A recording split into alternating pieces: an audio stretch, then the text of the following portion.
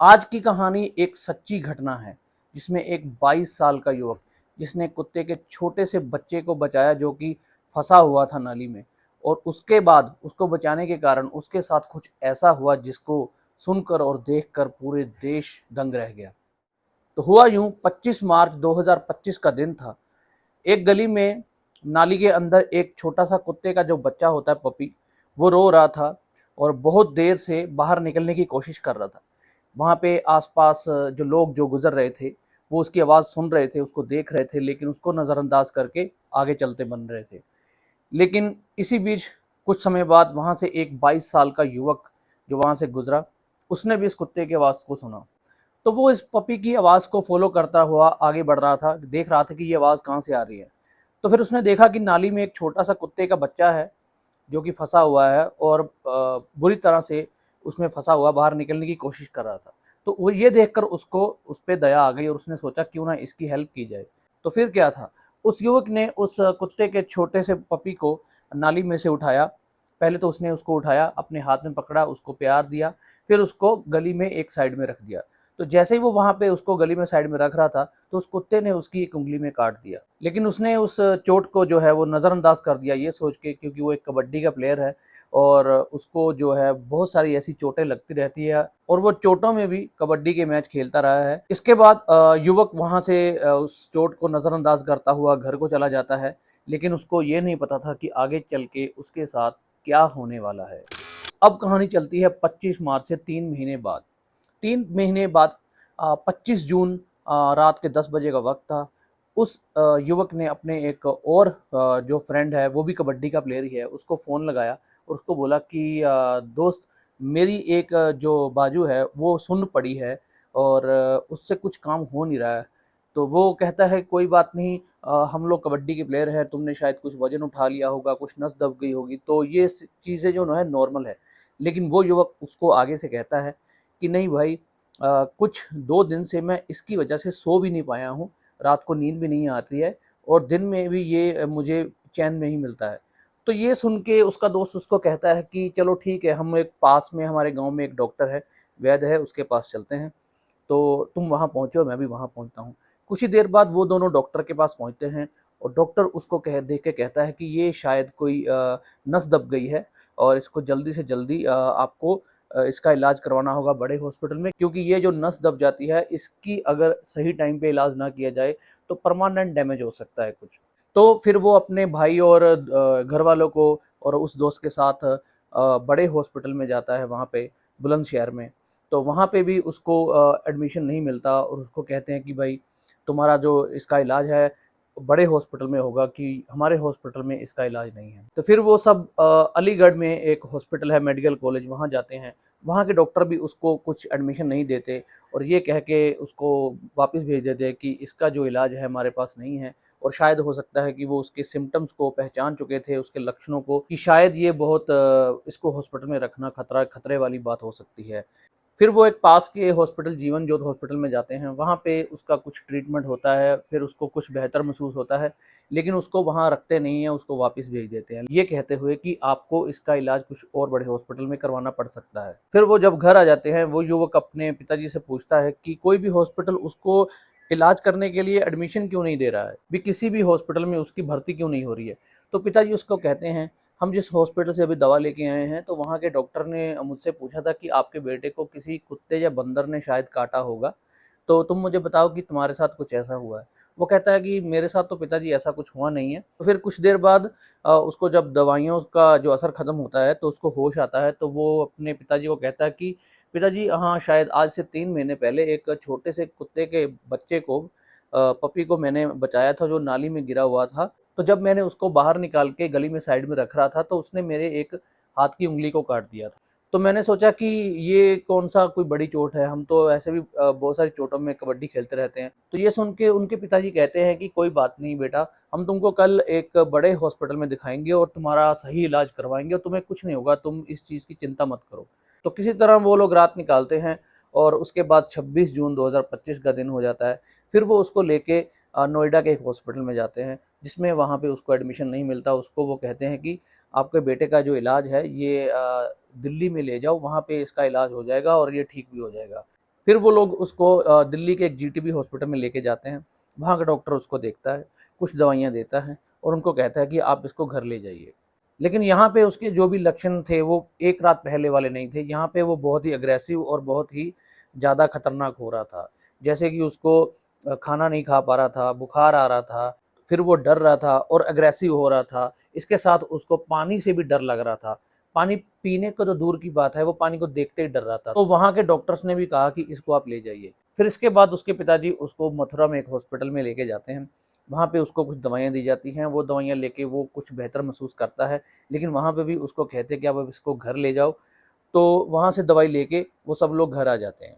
तो 26 की रात हो जाती है और युवक की जो हालत होती है वो पहले से बहुत ज़्यादा अग्रेसिव और गंभीर हो जाती है। तो किसी तरह 26 की रात निकलती है और 27 की सुबह हो जाती है। तो 27 की सुबह वो जो युवक है वो इतना ज़्यादा गंभीर हो चुका था, खतरनाक हो चुका था, वो कुत्ते की तरह उसमें जो लक्षण आ रहे थे, वो डर रहा था पानी को देखकर, हवा से भी डर रहा था और छटपटा रहा था। लेकिन अपने वो पिताजी और वो फैमिली और फ्रेंड्स वो सबको पहचान रहा था। तो इसी बीच किसी ने उसके वो जो छटपटा रहा था तो उसकी वीडियो बना के सोशल मीडिया पे डाल दी, जो कि बहुत वायरल हुई और पूरे देश ने उसको देखा। तो जब सुबह का 8 बजे का वक्त था, उस युवक ने तड़प तड़प कर, घुट घुट कर अपना दम तोड़ दिया और जिसकी वजह थी रेबिस। उसी कुत्ते के बच्चे को जिसने उसको बचाया था आज से 3 महीने पहले, जिसने उसकी उंगली पे काट लिया था, जिसकी वजह से उसने उस चोट को नज़रअंदाज किया था और उसके काटने की वजह से उसकी बॉडी में रेबिस का जो वायरस चला गया था, जिसके चलते उस युवक की जान चली गई। तो आज का टॉपिक है रेबिस। इस वीडियो में हम जानेंगे कि जो रेबिस है वो किस तरीके से होता है।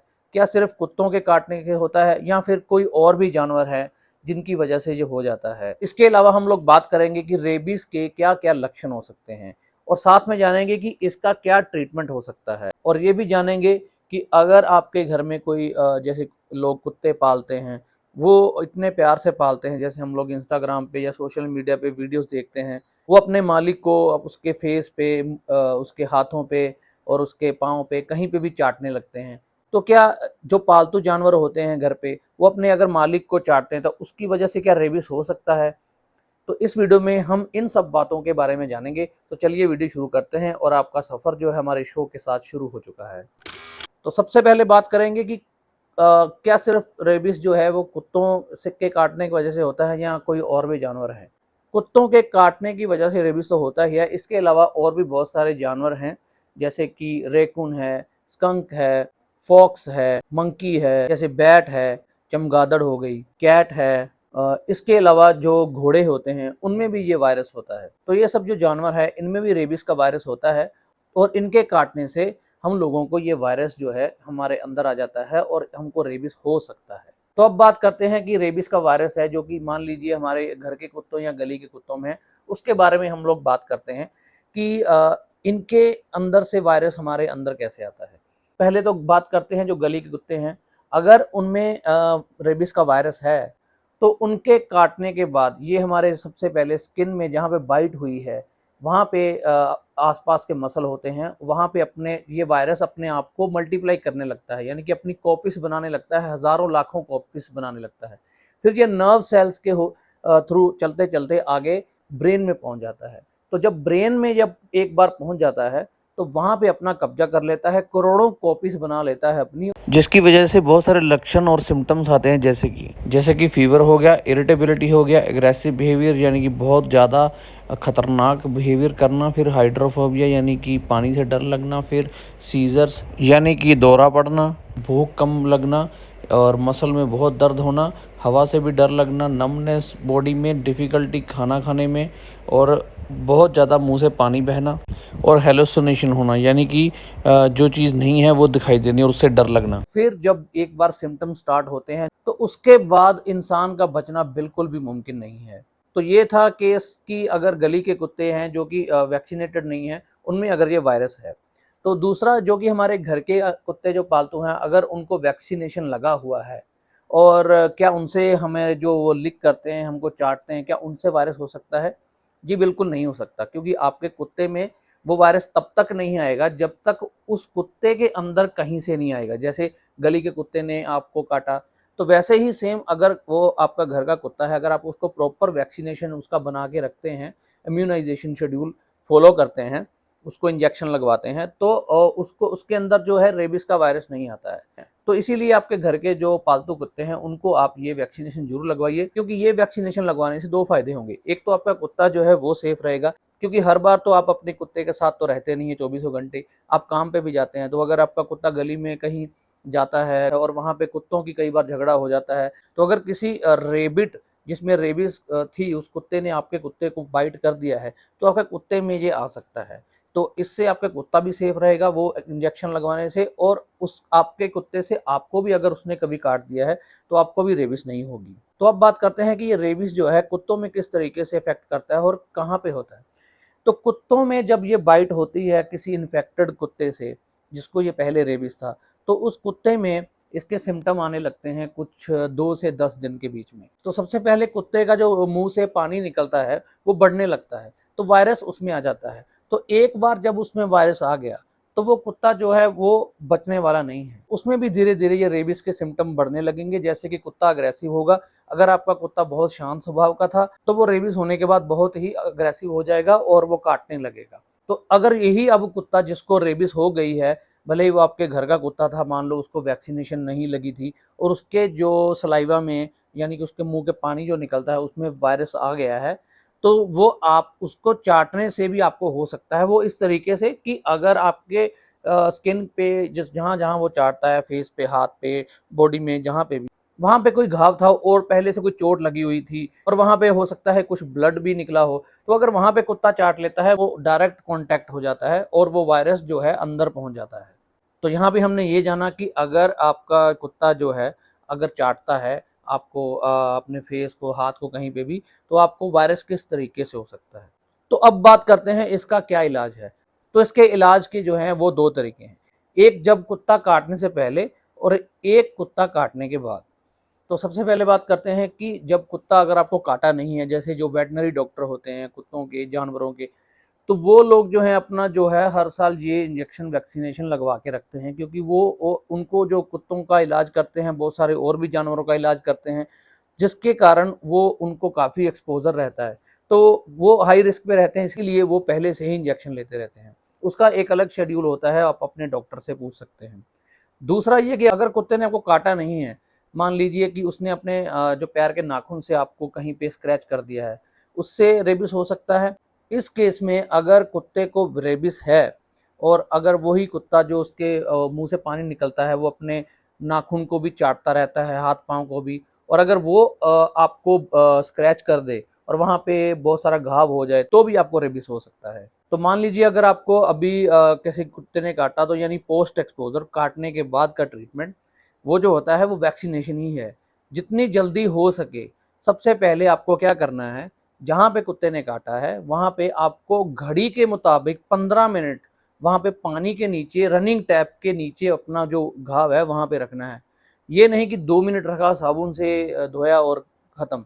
पूरे 15 मिनट चलते हुए नल में, पानी में, यानी कि रनिंग वाटर टैप में आपको वो उठाना, निकालना नहीं है अपना वो, जहाँ पे भी फॉर एग्जांपल आपके पैर में काटा है या हाथ में, वहाँ पे साबुन घिसते रहना है और 15 मिनट के बाद आपको डॉक्टर के पास जाना है, टेटनस का इंजेक्शन लेना है, फिर वहाँ पे जाके आपको वैक्सीनेशन लगवानी है। और साथ में आपको ये ध्यान रखना है कि जिस कुत्ते ने आपको काटा है, अगर वो किसी का पालतू था या वो गली का कुत्ता आपके आसपास का, तो आपको उस पर नज़र रखनी है कि वो 10 दिन के बाद ज़िंदा रहता है कि नहीं। अगर वो 10 दिन के बाद ज़िंदा रहता है तो उसको रेबीज़ नहीं है, और अगर वो मर जाता है तो यानी उसको रेबीज़ है।